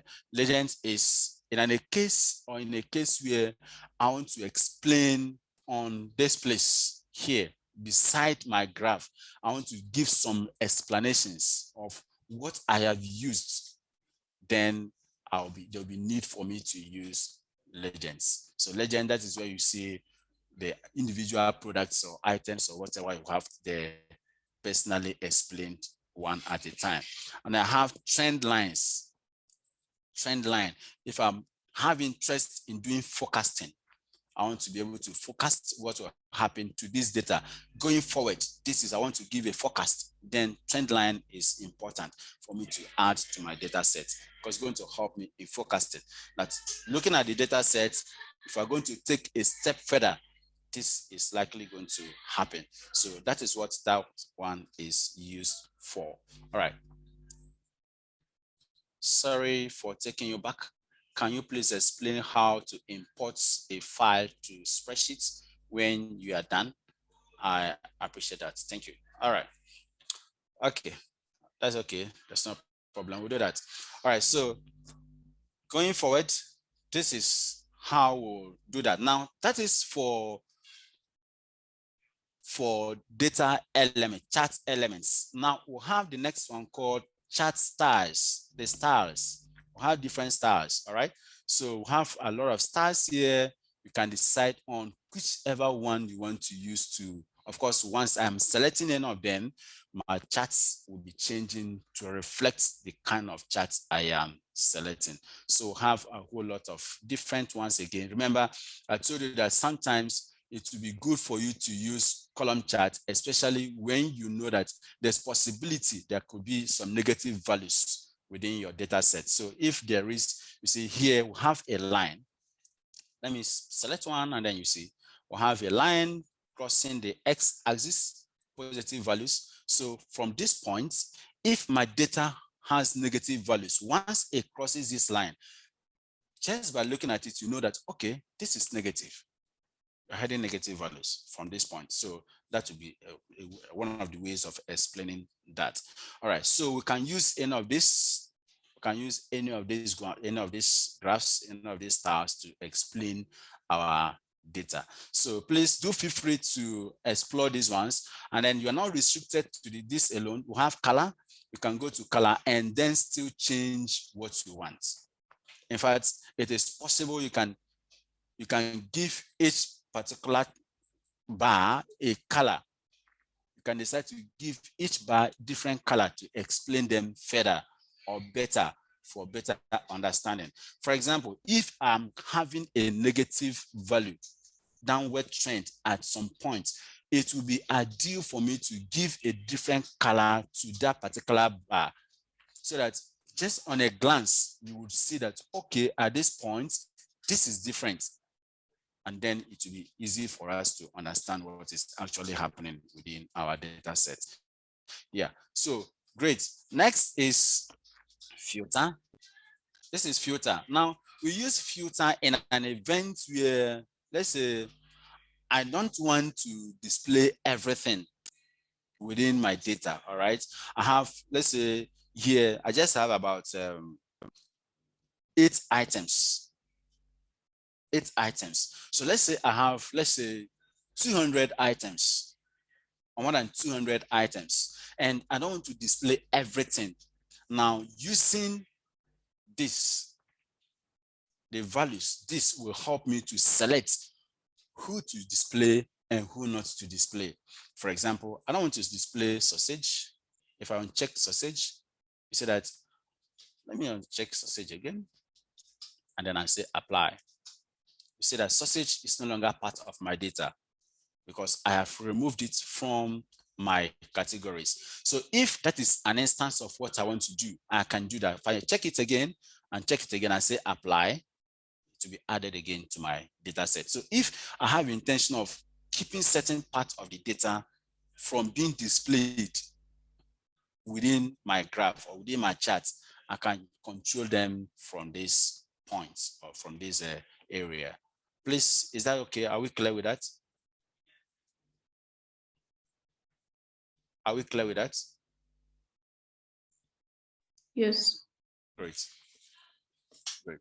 All right. So now, please do remember this is just for bar charts. We can explore with the rest of the charts. They are there for us to use, learn, and then explore. But God willing, when we get to dashboards, we're going to design these charts and then see how we use them to be able to communicate effectively with management. Yeah, but doing them individually, using them to learn them specifically individually is very important.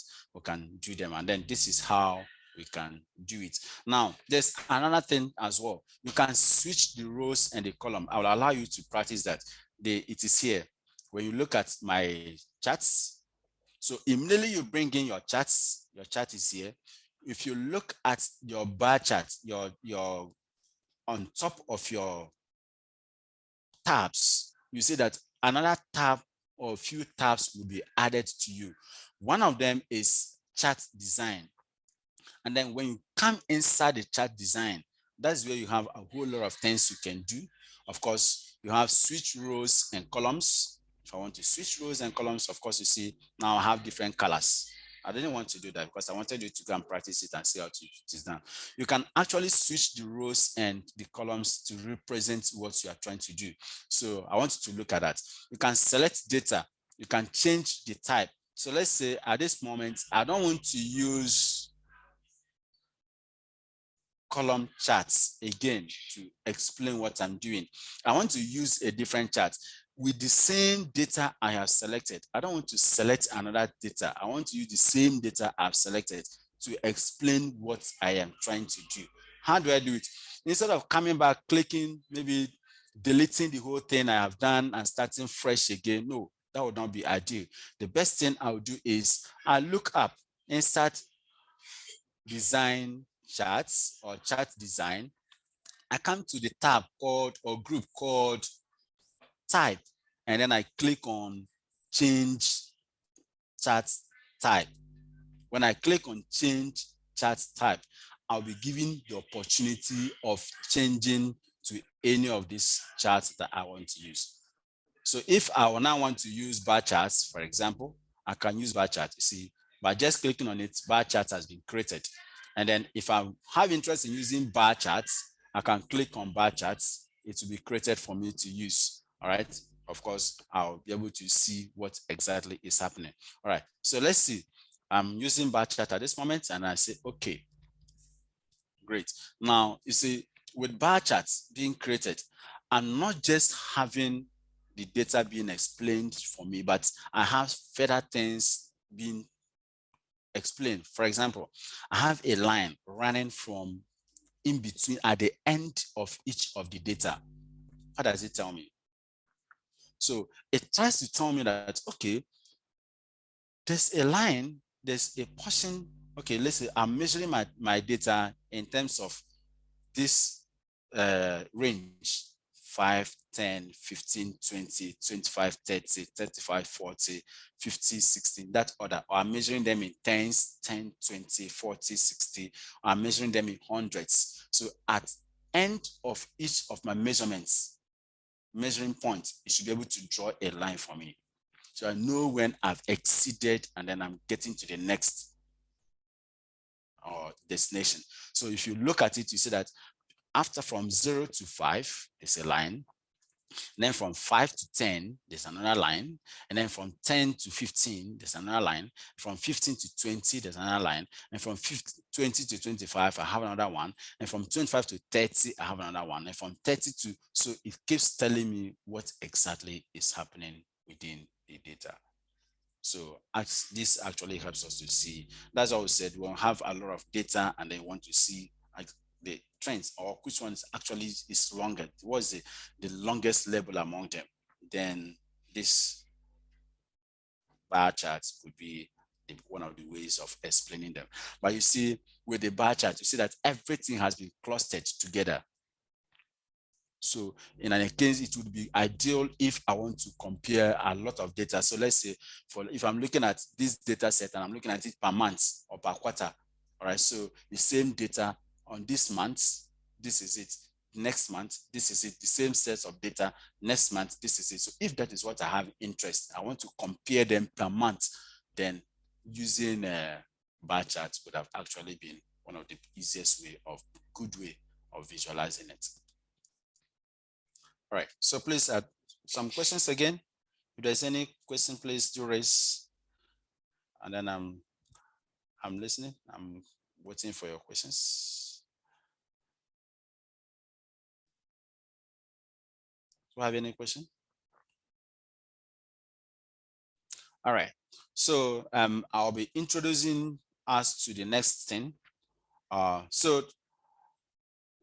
think these data sets, I'll send you this data set if I've not given it to you, but other data set, I'll be sending you some other data set as well. So you can use it to learn and to practice whilst you wait for the next time to come. Great. Please, if you have any question, please raise. Now, if I want to delete this chat, I'll click on it and then I use my delete key on my keyboard. The delete key on my keyboard.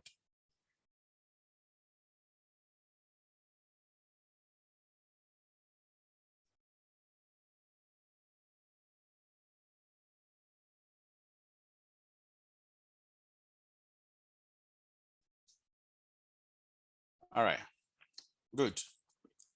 Now, okay, great. Yeah. So your question is, how do we import data into Excel? Great. So if we want to import data into Excel, it's easy to do. So what you do is you come to, you see, when you open your Excel file, you have different tabs, all right? You have the file, you have the home tab and sets, you have page layouts, you have formulas, you have data. So we are interested in the data tab. So you click on the data tab. When you click on the data tab, then you come to the first group. First group is called Gets and Transform Data. Gets and Transform Data. Now there's Get Data. You can use Get Data from different sources to bring in your data. We'll be using it again, so don't worry. When we get there, you're going to see again. You can use any of these ones to bring in your data. Now, if you already have some data you'll be working with, you can go to Recent Sources. Recent Sources is going to help you to open up to the recent data you've been using in Excel, you use for the few past maybe weeks or months or days, and then you have access to them, and then you can connect to them again and then use them for your work.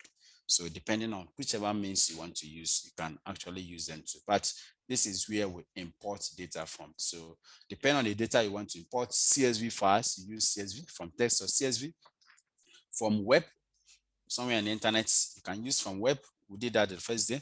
From data range or from any of these ones, you can actually, depending on where your data is, you can use any of these means to import your data. Yeah, thank you. Please, if that is okay for you, let me know. Okay, you're welcome. Great. So I'm going back again to share my screen so that I'll introduce you to the next program we'll have. That will be very shortly, and then we'll close for today. Just want us to touch it a bit, and then we'll see what next for us. So that by next week, we'll be able to look at something different and then conclude it and then look at another thing. Now, great. So now summarizing data. We're looking at how do we summarize data in Excel? What are the procedures for summarize? What are the different ways data can be summarized? Is it just pivot tables, or there are other ways you can summarize data? So there are different ways data can be summarized. We can use auto summation options. There are auto summation options that we can use to summarize our data. There's another one we can use. Of course, there are a lot of functions we can use in summarizing our data. We can use sort and filter options to summarize our data.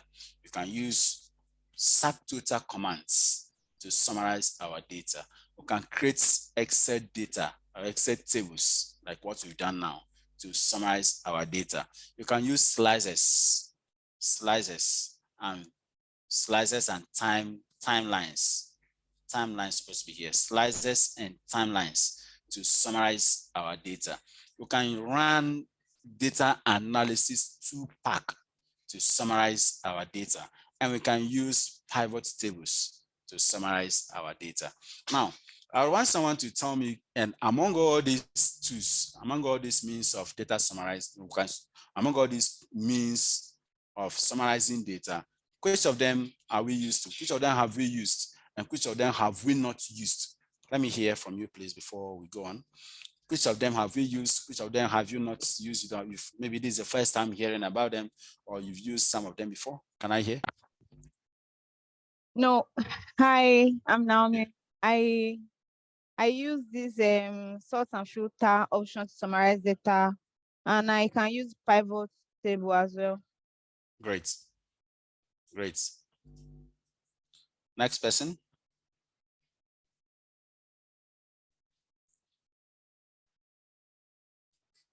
Great. Someone, a person is probably saying she has used, Rebecca says she has used sort and filter to summarize data. That's great.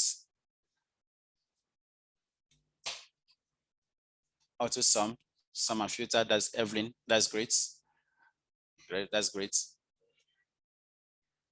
That's great, yes. Which one have you used to summarize data in Excel? Pivot table, that's great. Sort and filter, that's great. Nana, that's great. Nanama, that's great. Yes. Which of them have you used to summarize data?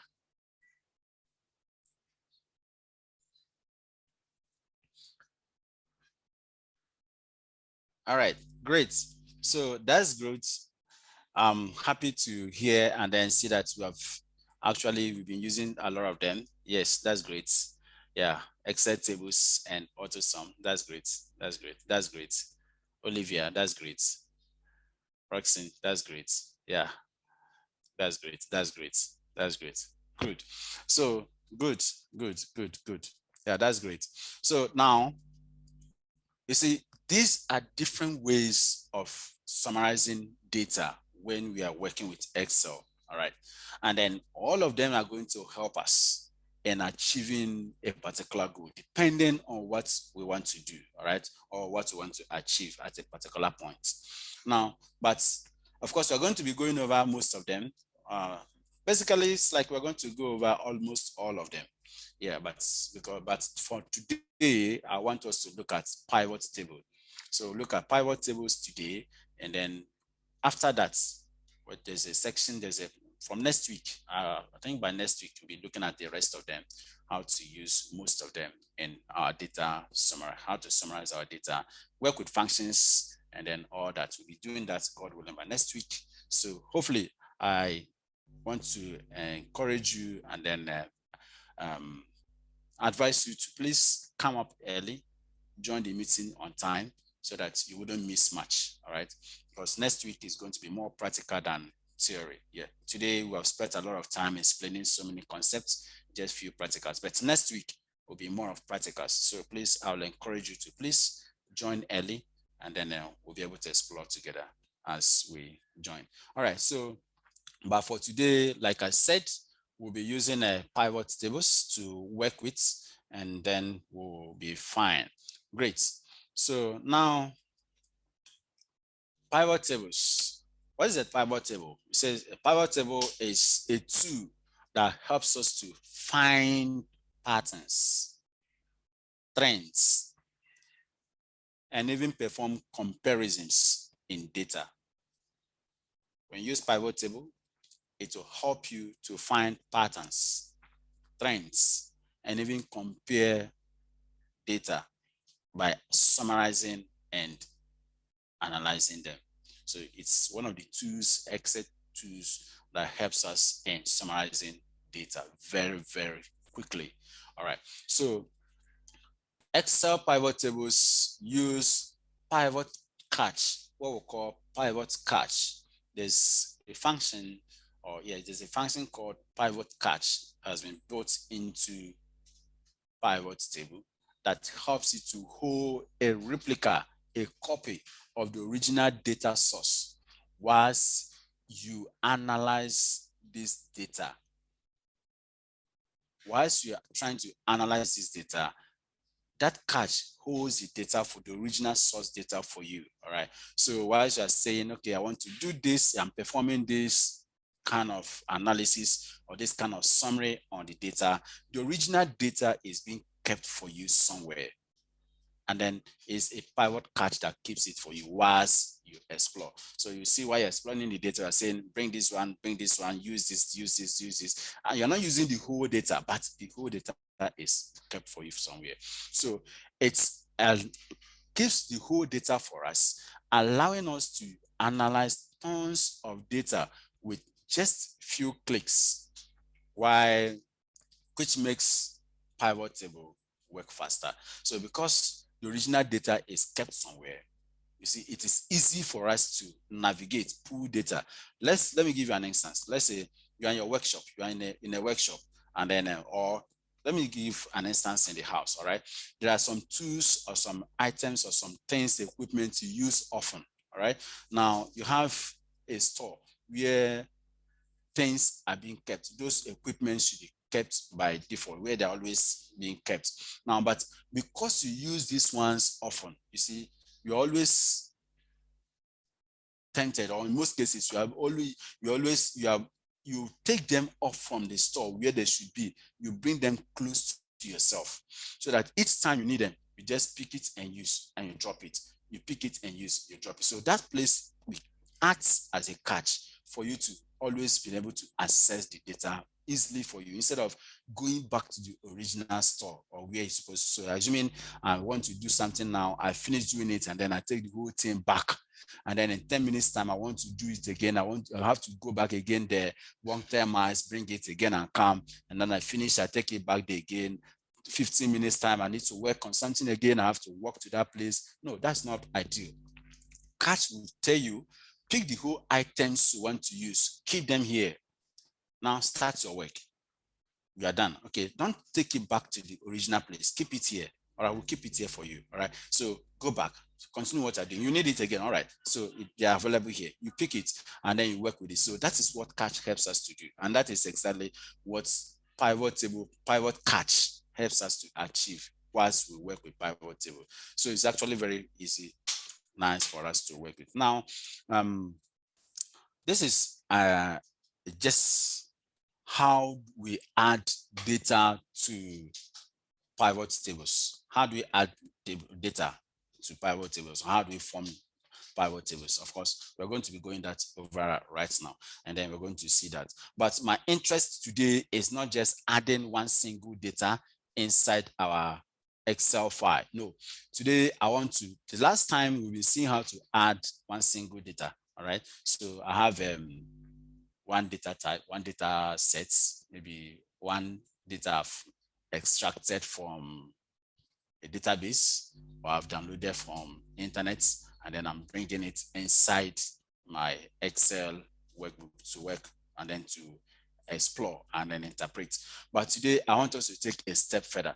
What if I want to import multiple data inside my Excel file? How do I do it? I want to import more than one data. All right, I want to import 3 or 4, or let me say I want to import a folder inside Excel. How do I do it? That is an angle I want us to look at. All right, so remember, if I want to import CSV files or text files, I can just come to my data. Remember, once I launch my Excel file, let me remove these guys. Sorry.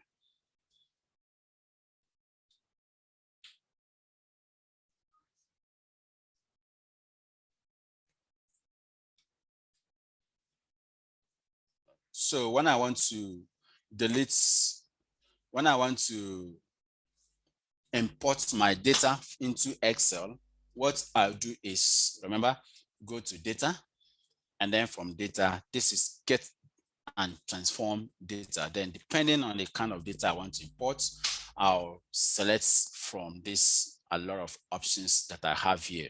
All right, now, but today I'm not selecting Excel file from workbook. I'm not interested in selecting, going to the web to pick data. I'm not interested in selecting from the table. I'm not interested in selecting from any of these databases. I want to select a folder that contains some multiple different Excel files. How do I work around it? That's very simple. You come to file, remember, go to data, and then come to get data, and then you go to from file, and then when you come here, you see from folder. All right, so you click from folder. When you click from folder, it means the data you're going to import into Excel will be in the folder. All right, so now the next thing is to navigate to where the folder is. I have a folder in my downloads. So when I get there, I have, see, I'm now restricted to seeing only folder contents. Anything that is not a folder content will not be displayed, because from the initial instruction, I said I want to select folder. All right, so I have this folder called sales data. So I'm selecting this. Now let's look at what happens. If I double click on it again to open, you see there's nothing. There's nothing doesn't mean there's nothing inside it, but there's no folder again.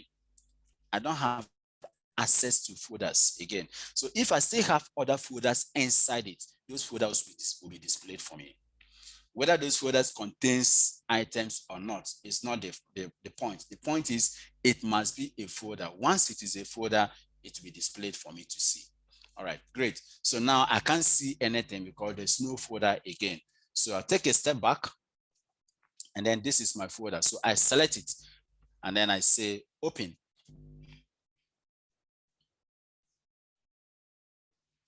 Now, when I say open, you see all my data are here. So I have 1, 2, 3, 4, about 4 data. And then when I come down here, I see combine. I have combine and transform. Remember transform? Sure. I have combine and load. So if I want to load these traits, I have it here. I have combine and transform is here. So that is what I can do. So let me say I want to combine and transform, and I click. So I want to take it to the kitchen. Great. Now this is it. So now the data has been combined. It has combined the whole data into one data set, and then that is what it has displayed for me. So what I'll do here is I'll say, okay.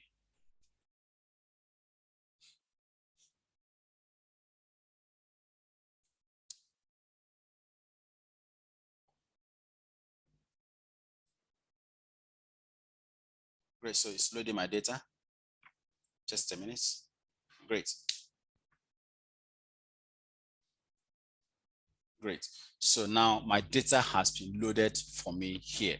Now, if I look at my data, there are a few things I need to do quickly.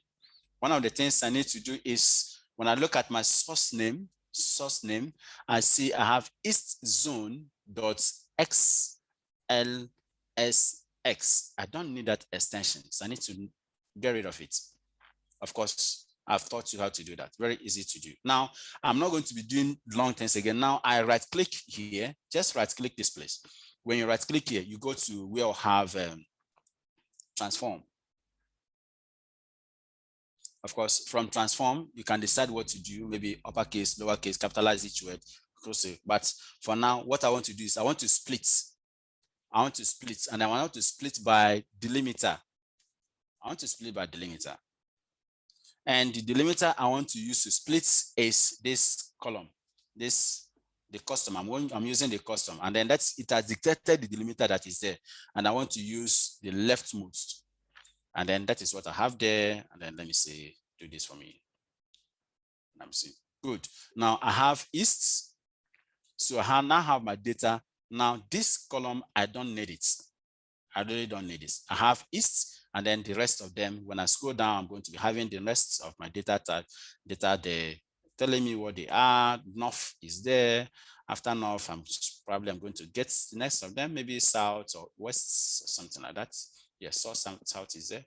Then after south, probably, I'm sure I'm going to get something like west. Sure, there's west there. So these are the different zones or names I have. And then this, I don't need it again, so I delete this. Remember this? Great. Now this again, I'll say, all right, let me capitalize this. So now I'm going to transform, and then I want to capitalize each word. Great. So this is what I want to do. Simple. This is a simple thing I need to do to get my data out in order. Of course, I'm checking this is dates, is already in dates. This is values, it's all right. And then this is the name, is okay. If I want to change the name again, I can change it, maybe regions or whatever thing I want to call it. Once I finish, I come to close and load, and then do that. Great. So now my data is here. Now I'll end our class here because our time is up, and I'll forward this to you. So what I would want you to help me do is, please, using the data set I'm giving you now, please explore how to work with pivot tables. All right, please explore how to work with pivot tables. Then that is one. Now you see, today I've imported multiple data and combined them into one particular cool data. All right, next thing I want you to do is because next week we'll be looking at how to create relationships between different tables. So you see the data you'll be bringing in from different database will be containing a lot of tables, maybe 2, 3, 4, 5, 6 tables. How do we create relationships among these data? That will be what we'll be looking at next week. And then we'll be building on that with other things. So I want you to look at that now. And then in doing that, I would want you to use the data set I sent last week. Use it to create smaller data types or tables from it. So let's say I have a region, I have country. You can create maybe a table that represents regions or locations. Yeah, you can create a location, a table called locations. You can create a table for dates, all right? You can create a table for products. You can create, you can create a table, if there are customers, you can create a table for customers table. So from that main table, I want you to create smaller tables and then see if you can create a relationship to link them together. Try that. We'll be doing that next week, but I want to give it to you. Try that, and then let's see how it will work. All right. Thank you so much. Because of our time, we won't be able to continue, but we're going to be boarding from here next week, and then hopefully it's going to be more fun. So please do try, come to class early by next week, and then let's see how we'll be able to do it. Thank you, Jude. All right. So Thank I'll put the assignments currently inside Connect. So you can always go to Connect and then have access to it. Yep, that's right. I'll post it as soon as I can download it from Zoom. Yeah. Thank you very much. You're welcome. Jude, have a great day. Thank you. Thank you.